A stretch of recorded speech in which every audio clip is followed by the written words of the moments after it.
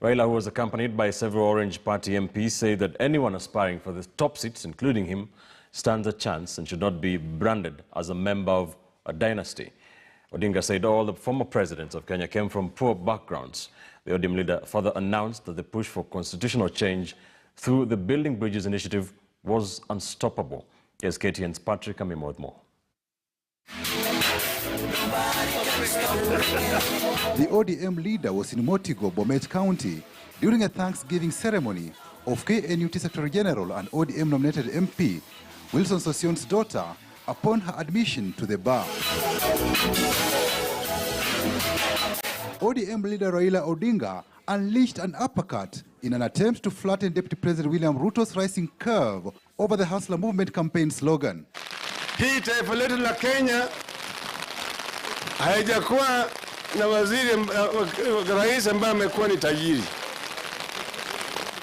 Jomo Kenyatta alikuwa mtoto wa maskini. Nyayo mwenyewe alikuwa maskini. Alikuwa mtoto maskini. Ama sivyo? Nyayo alikuwa hustler. Na Kibaki, je, kama unataka kuwa rais, sema unataka kufanya nini wa Kenya ukiwa rais? Raila and his entourage maintained that the push for constitutional change through the BBI was unstoppable. Sasa ni miaka 10 tangu tupitishe hiyo katiba. Nasema sasa ndio wakati ya kurudi sasa kuangalia pale ambayo hao jamaa walikuwa na layout ni mbaya. Sasa waseme sasa ili turekebishe. Sasa wanasema sasa ati hakuna kitu mbaya na hii katiba. Devolution is the centerpiece of BBI. And when devolution wins, we are all winners. In the discussion for BBI, we are going to have an intelligent and intellectual debate about what we want to make out of Kenya. BBI is coming. And yet there are some people, including the president of the Law Society of Kenya, who have gone to court to challenge it. Sisi zote tunajua pahali tunaenda. Na mimi tangu nizaliwe sifanyangi makosa. Reggae ilikuwa half time. Sasa we will bring back reggae. Tumechambua kama walimu. Waziri mkuu, tumechambua na tumesema lete referendum haraka sana tumalize. Raila cautioned leaders against hate speech and incitement. The issue of more forest evictions that cost Raila a huge vote in Rift Valley also cropped up, with the ODM leader asking the government to fast-track the process of resettling people who had been evicted from the forest. Patrick Amimo, KTN News. Sorry, still the splash on the cover page of the Sunday Standard. We are all hustlers, says Raila. Let me read a quote from DP. Says they have disrespected us for so long. They think a son of a peasant cannot become a president. We shall demystify the myth in 2022. We are seeing the ODM leader trying to punch holes into that narrative. Let me begin with you, Kipchumba Karori. The gloves have been off for quite some time now. Raila Odinga versus William Ruto and their quest for the top job. What is your take on this new raiding of Raila Odinga on the deputy president's narrative, really what he bases his entire 2022 presidential campaign on? I think, Ben, if you are talking about the political raid to Rift Valley and to Bomet County, I think it might not yield much to Raila Odinga, because just as the same, if we were to take William Ruto to raid Luo Nyanza, the results will remain the same.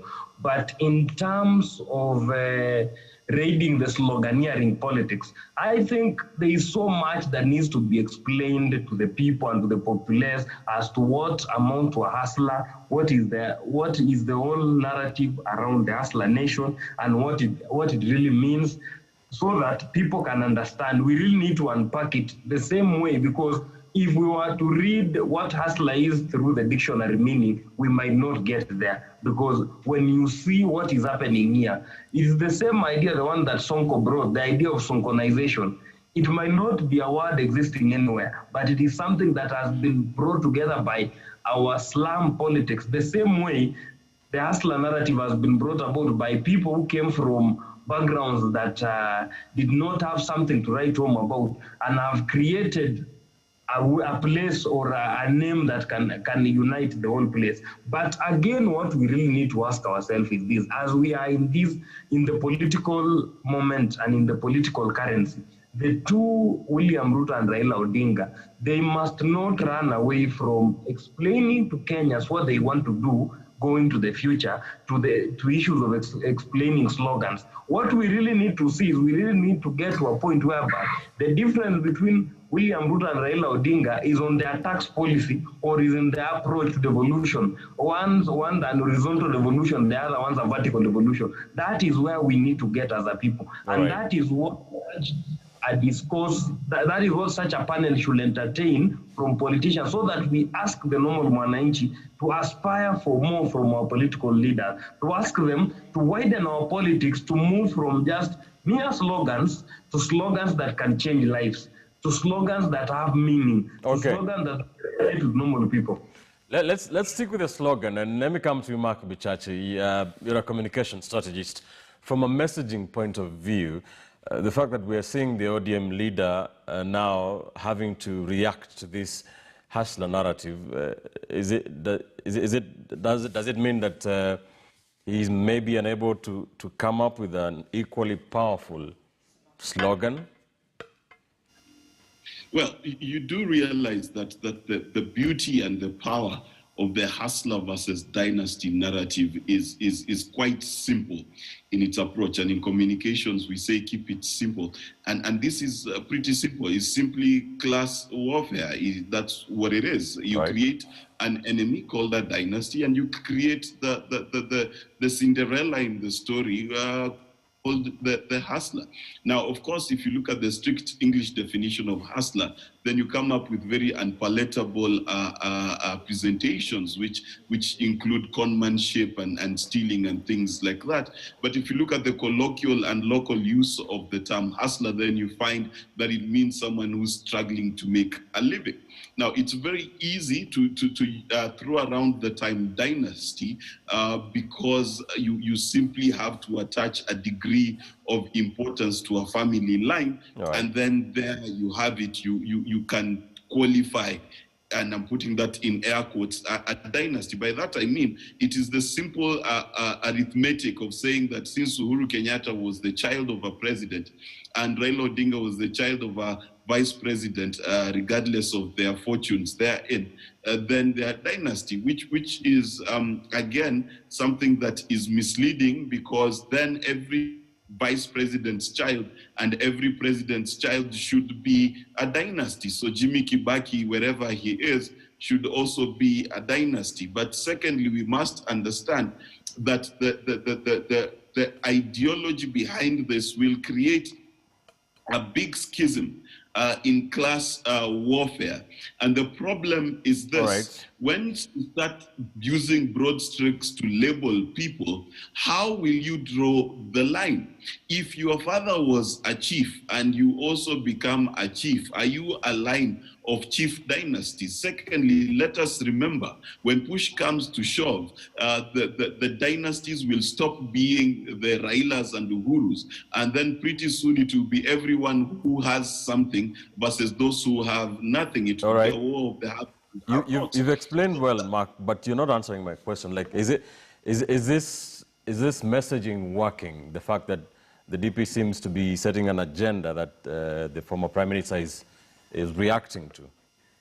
Ben, yes, I'm simply explaining the context in which I am agreeing that it is working. I'm telling you about the beauty of it. It is a very simple narrative. It is very appealing to the people, and class divisions and class warfare in this country has been bubbling under the surface for a long time. So yes, it does ring a bell to many people. That is not in doubt. Whether it is right or wrong, that is what we need to debate, because classism is a very dangerous path to go, because very soon the people with bicycles will rise against the dynasties of motorcycles, and the motorcycles rise against the dynasties of cars. So that's how the progression of such communication goes.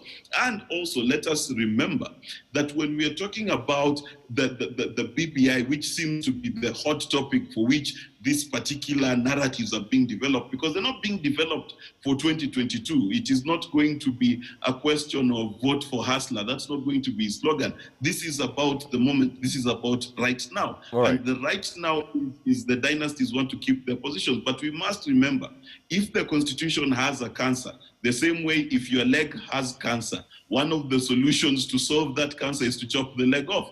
So we need to be quite aware of where these narratives are going and where it is all headed. All right. Roslyn, you're a political reporter. Where does this Hustler versus Dynasty narrative stand? Ben, if you look at it and if you've been following, this is a narrative. And in Kenyan politics, politics is about interest. And it's about how do you communicate with your potential electorates? How do you position yourself? And if you look at the deputy president, he has been very consistent on this issue of hustlers versus the dynasty. The other day, he even changed to hustler clerk when one of the ministers talked about him being a clerk.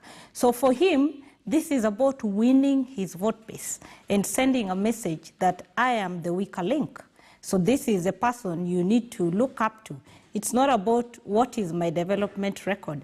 And Ben, we've been in this country, let's just go with 2013 and 2017. Remember, the president and the deputy president were elected in 2013 on the platform of the cases they had in ICC. And because of that, Kenyans looked at them as a weaker link. And because of that, they were able to whip emotions, they were able to whip the minds of the voters to actually sympathize with them. In 2017, remember when President Uhuru came back, they came back with the Big Four agenda.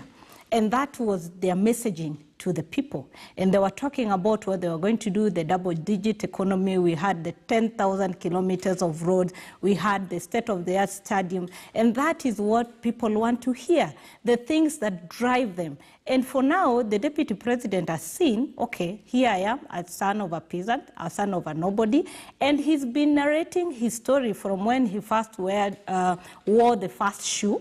And because of that, you find that there's somebody who has actually gone through the same kind of life. And because of that, they're able to see that this is actually the person I'm supposed to be with. And even during the COVID lockdown, you remember the deputy president was giving machines, he was meeting the youths, he was meeting the women to try to actually sell that agenda of the hustler nation. And for me, I don't think it's even about what Mark is saying, that it's about now. The narrative is created now for 2022 because he's looking at the ball. It's not for now to win the voters. Actually, what he's walking around to do is to tell people that here is a case where the other opponents that I'm facing, for me, they are the dynasty. I am only the hustler here. So for that, you need to vote with me so that you can see what the hustler can also do. So for me, I think his messaging is working. And that is why he's driving the big crowds. We saw the mammoth crowd he had in Kitengela, and it was an issue. Today you've seen he's in Church Ziwani, and you can see the way people have turned out. Actually, I've seen on social media, people are saying he has turned the church into a campaign rally. So for me, I think it is working. And that is the Kenyan politics we cannot run away from. All right. Chero, I know you have your own equation, dynasty versus hustlers versus Wakenya, but what is your take on how this narrative is playing out in Kenyan politics going into 2022? You know, I tend to agree with bits and pieces of what my colleagues have shared. But there's one thing I would like to ask Wakenya, all of us here on the show included. How many of us have thoroughly read the manifesto of Jubilee? Because that's where Hustler Nation Deputy President still sits. The last we understood, he is a part of the Jubilee government and administration. And how many have read the ODM manifesto? Many people haven't. Many people have no idea what is contained therein. In fact, if you did a blind test and you blurred the voices or altered the voices and had a group of legislators from between, say, ODM and Jubilee Tanga speak about development, speak about people, you couldn't tell the difference because they are all repeatedly saying the same thing over and over again.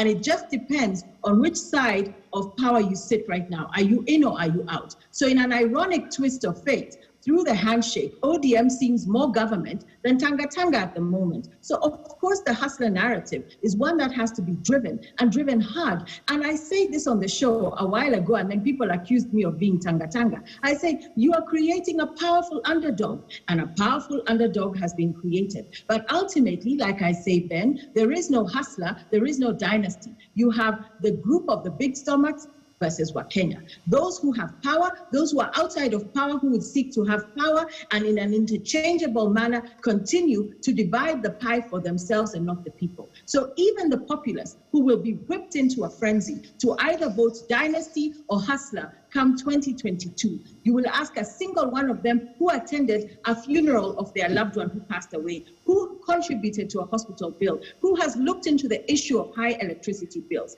who is looking at the issue of children outside of school and parents bearing the brunt. Look, we always have to come back and be practical, ground ourselves. And if there's one thing I could tell Kenyans is do not be fooled by the hype. On either side, you have hate speech, you have women reps who are saying that giving birth outside gates is normal, you have others who are preaching this, you have others who are gun-toting, gun-firing people, and these are all across these political parties of dynasty and hustler, and at the end of the day, they're jostling for our votes. And if as Kenyans, we are not wise to the fact that ultimately it's not our development that they have in mind, we will continue to be playing back and forth and be swept by the winds of the hustler dynasty narrative. But do not be fooled. These guys are all in it together. And you cannot yank one chain or unravel one piece of string without bringing the whole house of cards down. That's why at that very top, they will always endeavor to protect one another, no matter how virulent or how aggressive their political campaigns will be. You'll still find them watching soccer together